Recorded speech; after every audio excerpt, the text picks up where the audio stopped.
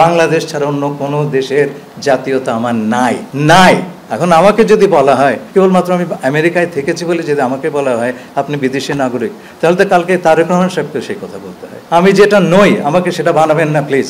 আমার একটাই nationality, citizenship, বাংলাদেশের সিটিজেনশিপ। আমি এখানে আসার আগে আমার পরিবারের সঙ্গে আমেরিকায় থেকেছি, কিন্তু আমার কোনো আমেরিকান পাসপোর্ট নাই। বাংলাদেশ ছাড়া অন্য কোনো দেশের জাতীয়তা আমার নাই নাই। এখন আমাকে যদি বলা হয় যে আপনি জাস্ট বিকজ কেবলমাত্র আমি আমেরিকায় থেকেছি বলে যদি আমাকে বলা হয় আপনি বিদেশি নাগরিক, তাহলে তো কালকে তারেক রহমান সাহেবকে সেই কথা বলতে হয়। এটা তো আমি আবেদন করবো আপনার বুঝে শুনে কথা বলবেন। আমাকে যদি আপনার ঢিল করেন সেই ঢিল কিন্তু অন্যর ওপর গিয়ে পড়তে পারে। আমি যেটা নই আমাকে সেটা বানাবেন না প্লিজ।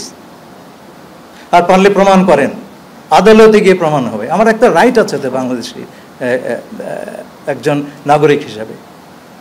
আপনারা যদি সেই রাইটটা রেসপেক্ট না করেন, আমি আপনাদের বলছি না, যে কথাগুলি উঠেছে সেটা খুব দুঃখজনক হবে। সেই কথাটি তাহলে যে কোনো লোকের উপর প্রযোজ্য হবে। প্লিজ, আপনাদেরকে অসংখ্য ধন্যবাদ। For more updates, follow us on Facebook, subscribe our YouTube channel, get the latest update on www.daily-sun.com.